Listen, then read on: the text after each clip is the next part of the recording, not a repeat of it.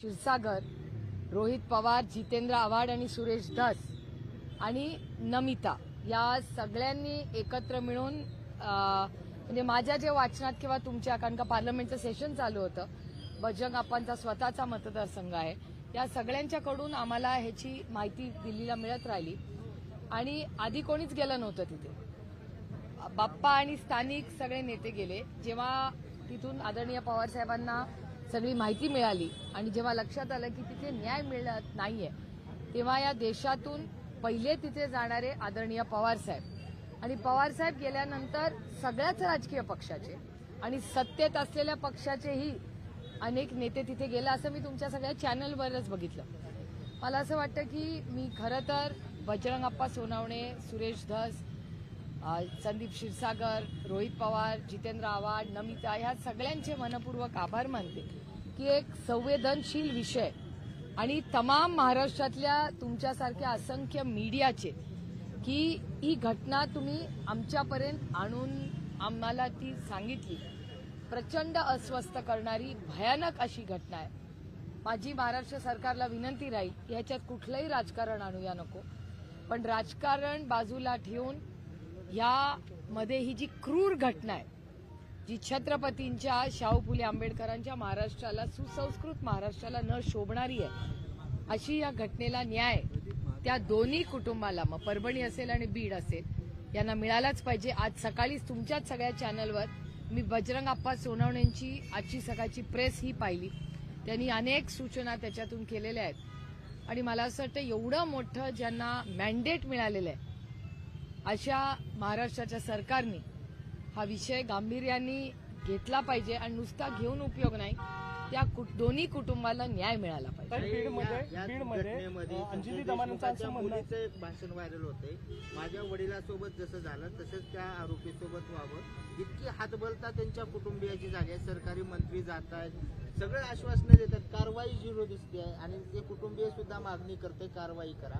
का कारवाई होत नाही? सगळं याचं उत्तर तुम्हाला सत्तेतल्या लोकांना विचारायला पाहिजे ना. मी विरोधी पक्षातली खासदार आहे. बजरंग अप्पा बोलले ना तुमच्या सगळ्यांच्या चॅनलवर. घालतात काही एक मंत्र्यांचं नाव सातत्याने या सगळ्या गोष्टीमध्ये येते, ते पाठीमागे घालतात. मला असं वाटतं हा प्रश्न मला विचारायच्या ऐवजी तुम्ही राज्याच्या गृहमंत्र्यांना तो विचारला पाहिजे, कारण हा विषय अतिशय गंभीर आहे. मी पुन्हा सांगते की ह्याच्यात कोणीही राजकारण आणू नये. विषय अतिशय गंभीर आहे. राजकारण तर होत राहील, पण अशा बाबतींमध्ये महाराष्ट्राने सुसंस्कृत पद्धतीने आपण सगळ्यांनीच मिळून त्या कुटुंबावर होणारा अन्याय हा कुठेतरी थांबला पाहिजे आणि त्या दोन्ही कुटुंबांना, बीड असेल परभणी असेल, या दोन्ही कुटुंबांना न्याय हा मिळालाच पाहिजे. आणि त्याच्यासाठीच आज बजरंग अप्पांनी जी सकाळी प्रेस घेतली ही त्याच्यासाठीच होती. अंजली दमानियांचं असं म्हणणं आहे की बीडमध्ये बिना परवाना बंदुका जास्त आहेत. हो, अंजली दमानियांची जी प्रेस होती मी तुमच्या सगळ्यांच्या चॅनलवर काल पाहिली ती, आणि अर्थातच अशी जर हा डेटा त्यांचा जर सांगत असेल, त्याच्यात एक व्हिडिओही होता, एक कोणीतरी होते, मला माहिती नाही ते कोण आहेत, पण ते बंदूक घेऊन गोळी उडवत होतं असं तुमच्या चॅनलवरच काल दाखवण्यात आलं. आणि जर अंजलीताईंनी हा डेटा जर काढला असेल तर मला असं वाटतं महाराष्ट्र सरकारला या सगळ्याची उत्तरं द्यावी लागतील. मी अजून एक म्हणलंय की छगन भुजबळ यांना भाजपला त्यांच्या पक्षामध्ये घ्यायचं, ओबीसी चेहरा म्हणून छगन भुजबळ सुद्धा अजित पवारांवर नाराज आहे. स्वतः त्यांनी हे सगळं बोलून दाखवलेलं आहे. अजूनही ते वेट अँड वॉचच्या भूमिकेमध्ये आहेत. छगन भुजबळ यांच्यावर अन्याय झालेला आहे असं वाटतं तुम्हाला त्यांच्या पक्षामध्ये? एकतर भुजबळ साहेब हे राज्याचे एक वरिष्ठ नेते आहेत. ते कुठल्याही पक्षात असले तरी गेल्या 40-45 वर्षाचं त्यांचं योगदान हे महाराष्ट्र कधीच विसरणार नाही. आणि स्वतः आदरणीय पवार साहेबांच्या अनेक संघर्षांमध्ये माननीय भुजबळ साहेब हे पवार साहेबांबरोबर उभे राहिलेले आहेत, हे मी आयुष्यभर विसरणार नाही. आणि त्यांच्यावर जेव्हा मोठा अन्याय झाला, मला अजूनही तो दिवस आठवतो जेव्हा त्यांना अटक झाली, मग हॉस्पिटलमध्ये चे दिवस असतील, कोर्टातले दिवस असतील, त्या काळात त्यांच्या कुटुंबाचे आणि मी त्यांच्या वेदना, त्यांनी केलेला संघर्ष हा फार जवळून पाहिलेला. अनेक वेळा मीही त्यांच्या कुटुंबावर कोर्टात गेले, हॉस्पिटलमध्ये असेल किंवा आर्थर रोड जेललाही मी भुजबळ साहेबांना भेटायला गेले होते. त्याच्यामुळे फार संघर्षातून ते कुटुंब आजपर्यंत आलेले आहे. आणि नुसतं त्यांच्या लेकी सुना नाही, त्यांची नातवंडही फार दुःखातून ते कुटुंब गेलेलं आहे. आणि मग शिवसेनेत असेल किंवा काँग्रेस, राष्ट्रवादी काँग्रेस पक्ष असेल, त्यांनी खूप संघर्ष केलेला आहे आयुष्यभर. आणि मला आठवतं की बेळगावचा जेव्हा जी लढाई होती तेव्हा ज्या पद्धतीने त्यांच्यावरही अन्याय झाला, त्यांना अटकही झाली, तेव्हा एक लढवय्या नेता म्हणून भुजबळ साहेबांकडे आपण सगळ्यांनीच देशांनी राज्यांनी पाहिलेलं आहे. त्यांनी अनेक वेळा अनेक राज्यांमध्ये जाऊन ही संघटना उभी केलेली आहे. त्यामुळे एक संघटनेतला मोठा नेता म्हणून आम्ही सगळेच भुजबळ साहेबांकडे बघतो.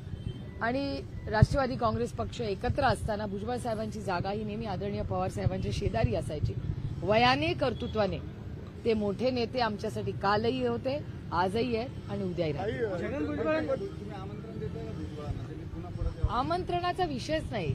माझे भुजबळ साहेबांच्या कुटुंबाबरोबर जरी मध्ये काही राजकीय झाले असतील मतभेद, तरी माझे कौटुंबिक संबंध मी भुजबळ कुटुंबाबरोबर मी कधीच बाय द वे कौटुंबिक संबंध कुणाच बरोबर तोडत नाही एक तर.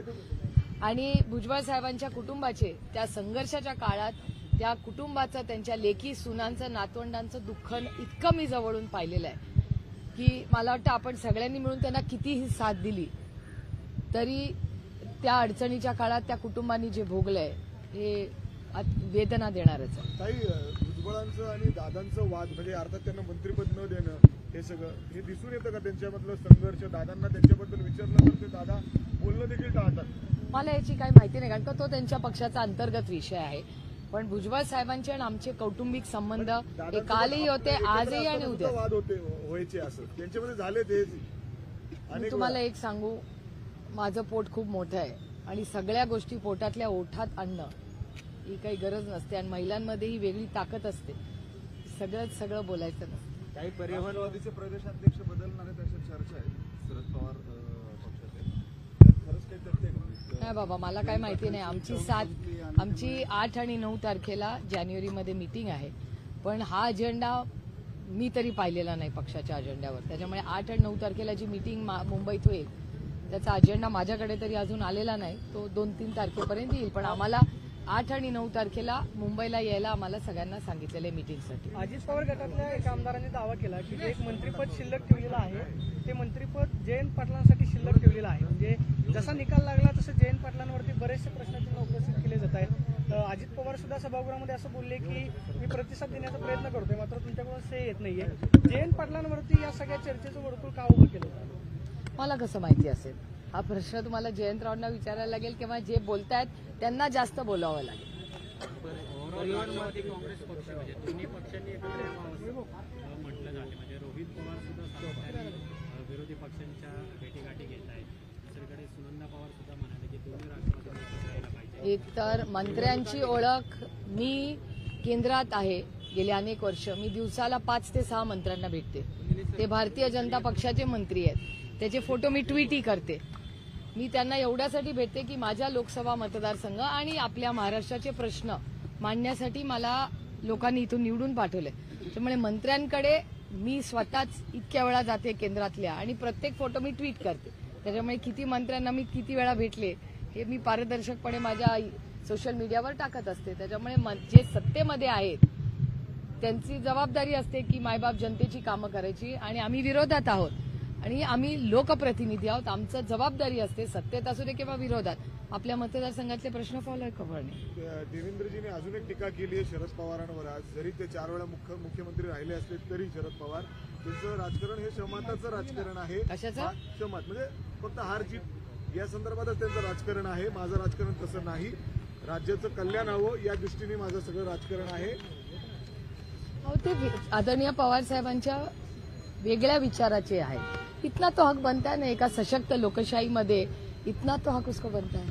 काही परिवहन मंत्री आरोप करतात पवारांवर अशा पद्धतीने. शरद पवार सक्षम आहेत स्वतः उत्तर द्यायला. क्रीडा विभागामध्ये संभाजीनगरमध्ये क्रीडा विभागामध्ये जो क्लार्क आहे त्यांनी जवळपास 35 कोटींचा फ्रॉड केल्याची माहिती समोर आली आहे. याबाबत कारवाई सुद्धा झालेली आहे. तत्कालीन क्रीडा मंत्री जे होते संजय बनसोडे यांनी याकडे दुर्लक्ष केलं म्हणून या सगळ्या घटना घडल्या असं वाटतं. तुमचं काय म्हणणं आहे? मला माहिती नाही याची. जर तसं काय झालं असेल, आता जे सरकार आलेलं आहे त्यांनाच हा प्रश्न तुम्हाला विचारायला लागेल. कारण का त्यांचंच आधी 2.5 वर्ष सरकार होतं आणि गेल्या जवळपास 10 वर्षात अनेक असे मंत्री आहेत जे कॉमनच राहिलेले आहेत. म्हणजे पक्ष सगळे एक होते तेव्हा, वेगळे झाले तेव्हा. त्यामुळे 10 वर्षामध्ये मंत्रिपदामध्ये फार मोठे काही बदल असे झालेले महाराष्ट्रात दिसत नाहीत. काही पुण्या मुंबईची वाहतूक कोंडी सोडवण्याचा प्रश्न आहे. मात्र प्रताप सरनाईक म्हणाले की आता केबल टॅक्सी चालवाव्यात मुंबईमध्ये. काय करावे? केबल टॅक्सी चालवाव्यात. एकीकडे मेट्रोचे प्रकल्प रखडलेत, वाहतूक कोंडी होते. हे सक्सेस होईल वाटते तुम्हाला? मला नाही माहिती केबल टॅक्सी काय असते त्याच्यामुळे. Taxi cable wire. हो, पण केबल टॅक्सी काय असते मला माहिती नाही. मी म्हणजे ती कशी चालते याची मला फारशी काय माहिती नाही. मी टेक्निकली एक्सपर्ट नाही आहे त्याच्यात. मी कसं बोलणार त्याच्यावर? महापालिका पुण्याच्या करण्याबद्दल तुमचं काय मत आहे? खासदार म्हणून तुमचा काही भाग मतदारसंघाचा शहराशी पण काय सरकारचा प्रस्ताव आहे हे तर समजायला लागेल आधी, की जर केलं तर टॅक्सेशनचं काय होणार, बजेट्स काय होणार. त्यामुळे कुठलंही भाष्य करायच्या आधी त्यातलं टेक्निकली म्हणजे काय प्रस्ताव आहे हे तर आम्हाला समजायला पाहिजे ना. प्रस्ताव तर सरकारकडून यायला पाहिजे. आता 8 तारखेला योगायोगाने 1 नेशन 1 इलेक्शन याची मीटिंग 8 तारखेला आहे आमची पहिली. त्या JPCवर मी स्वतः आहे. आता त्या मीटिंगला जेव्हा जाऊ तेव्हा प्रस्ताव नक्की कळेल की सरकारच्या मनात काय आहे. त्याच्यामुळे ते जसं इव्हॉल्व्ह होईल तसंच हे बघायला लागेल ना. पॉलिसी तर यायला पाहिजे आमच्या पुढे. आता आजकाल दुर्दैवाने काय होतं, मंत्री एखादं स्टेटमेंट करतात पण पुढे आम्हाला त्या पॉलिसीचं काय झालं ही माहिती डॉक्युमेंटमध्ये येत नाही. योगेंद्र पवारांनी त्यांचं जे अर्ज केलेलं होतं त्यांनी रिकाउंटिंगचं ते मागं घेतलंय. त्याचं काय अचानक कारण त्यांनी मागं का घेतलं? अचानक कारण असं नेहमीच त्यांना सांगितलं ते करायला. कारण का मला असं वाटत होतं की बाकीच्यांनी बऱ्याच जणांनी केलेलं आहे आणि बारामतीमध्ये माझी इच्छा होती की योगेंद्र पवारांना मी सांगितलं की तुम्ही करू नका. आणि बाकीच्या ठिकाणी आम्ही बघतोय ज्या ठिकाणी खूप ग्रे वाटते त्यामुळे बारामतीत मी त्यांना विनंती केली होती. गडबड अशी नाही. ती म्हणजे हा पहिलाच अनुभव आहे युगेंद्रचा आणि तो पहिल्यांदाच इलेक्शन. वयानेही तो लहान आहे. मोठा संघर्ष त्यांनी गेले अनेक महिने केलेला आहे. त्यामुळे ती जर त्याच्यात काय तथ्य असेल तर हे सायंटिफिकली आम्ही बऱ्याच ठिकाणी आम्ही करतोय ते. त्यामुळे त्याच्यामागे फार काही मोठा आहे त्याच्यामागे. ईव्हीएमवर काही वाटतं संशय ज्या पद्धतीने आंदोलन सुरू आहे? माहिती नाही आम्हाला. काल योगायोगाने काल ओडिसामधून काही माहिती आलेली आहे. बिजू जनता दलचे अमर पटनाईक जे आहेत खासदार होते. अमर पटनाईकांनी मला पत्र लिहिलेलं आहे जे आजच माझ्याकडे पोहोचलेलं आहे. त्याच्यात बराच डेटा आणि काही ऑब्जेक्शन्स ओडिसामध्ये बिजू जनता दल पक्षाने घेतलेले आहेत आणि रोज वारंवार अनेक वेळा म्हणजे सचिन दोडकेही इथे उपस्थित आहेत त्यांच्याकडेही काही डेटा आलेला आहे. त्यामुळे तो डेटा बायफर्केट करून कदाचित म्हणजे मग काय नक्की आहे. कारण का मी दिल्लीत असताना माझी भेट अरविंद केजरीवालांशीही झाली होती.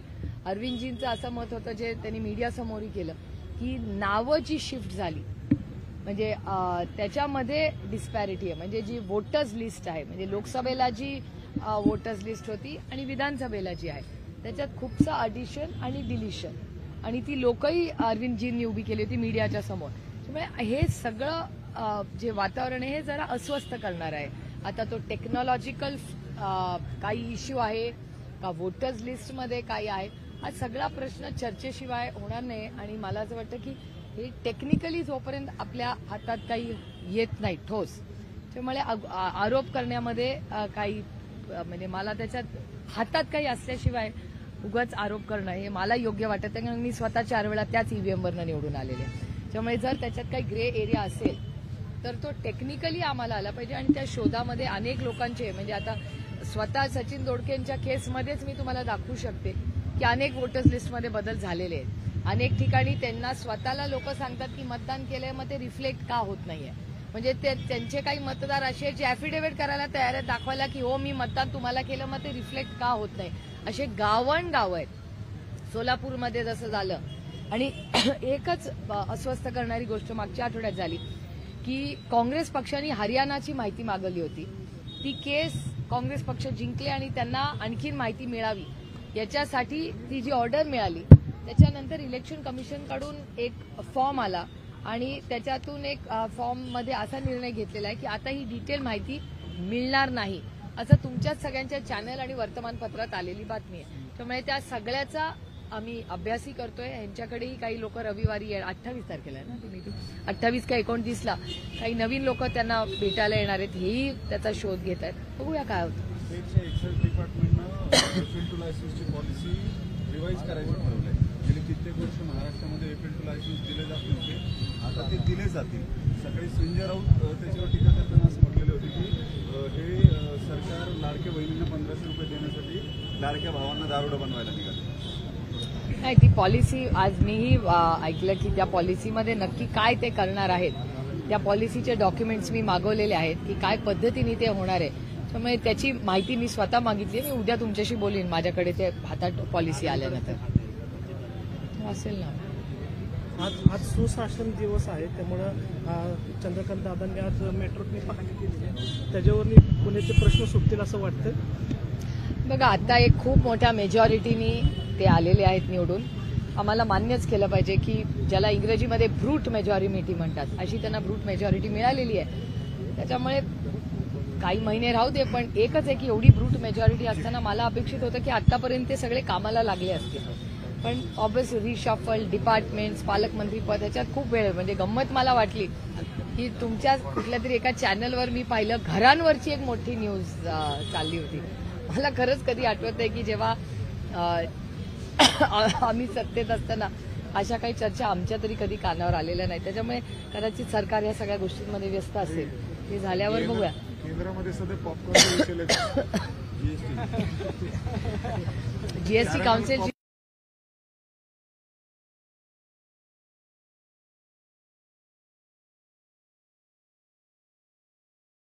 जीएसटी काउन्सिल गंभीर विषयावर जीएसटीवर आम्हाला अपेक्षा होत्या.